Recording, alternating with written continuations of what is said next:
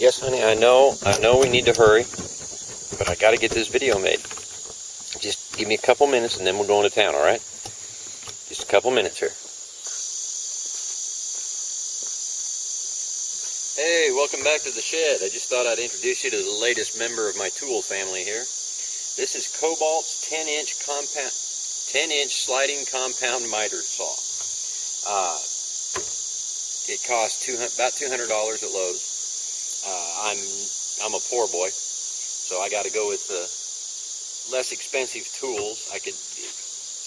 The good saw started about $500, and I just couldn't justify spending that much. So I looked through the less expensive ones, and this is what I decided on. And I'll start with what I like about it. It's got a solid frame, cast aluminum. The slider seems to be good. There's not, I can't get any play out of it, which is good for accuracy. It's got a cover over the slider, keeps garbage from getting in it.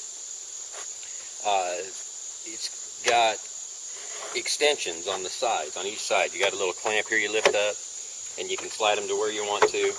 On each one is a little tab you lift up so you can use like a stop block for doing repetitive cuts. Set them out to where you want, put the clamps down, good to go. It's got an extended height fence over here that slides back and forth for taller stock. It comes with this clamp. It's got 4 different holes, one here, here, and 2 more on the other side to set in to help lock the stock in. It's got a lock for the slider so that you can just turn it into like a chop saw. It's also got a stop for the depth. Put that down, a little tab down, you turn this screw and you can set the depth it'll cut to, so you can do like dado style cuts with it.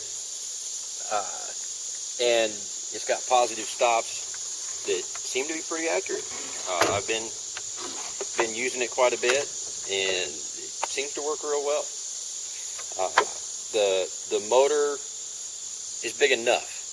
If I was a contractor and I had to cut X number of boards a day to get the job done, I would step up to one of the $500 saws. But this one,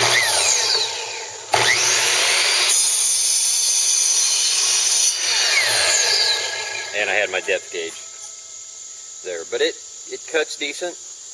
It'll go through the wood fine. You just can't get in a big hurry with it. It's got a good shield. I like that, but it has some major faults. In particular, the laser. The laser in the owner's manual says it comes pre-adjusted, and you don't need to adjust it. It's wrong. It's at least a 1/4 inch out. I've adjusted it twice. I even made a video on how to adjust it. I came out here today, and the laser's off. The slightest jarring, slightest touching throws the laser out of whack. Forget the laser, it's no good. Don't even bother trying to use it. The built-in dust collection, as you can see, with the sawdust everywhere, pretty much a joke. If I had a cap to just put on here, I would. I'm sure if you hook it up to a shop vac of your dust collection system, that would improve it, but you would still need some way of catching behind it, which most of the miter saws I've seen, you do have to have some kind of container for catching the sawdust back here to improve your dust collection. So not a major complaint there. It does have a little place over here to hook in a pencil, which is just a gimmick, but it's there, so I'm going to keep a pencil in there. But overall, it does what I need it to do. If you're a homeowner or just a hobbyist that you could use a miter saw, it'll work fine. It'll work great. I do like it because it kind of does the work of a radial arm saw also. So that was one of the reasons I went with the slider, in just the hopes of combining more tools into one that I can work with. But so overall, I'm happy. I got what I paid for, and it's going to do the work I need it to do. So hope you enjoyed it. If you want to follow along, see what other tools we keep adding to the shop, just subscribe, and have a good one. All right, honey, you happy?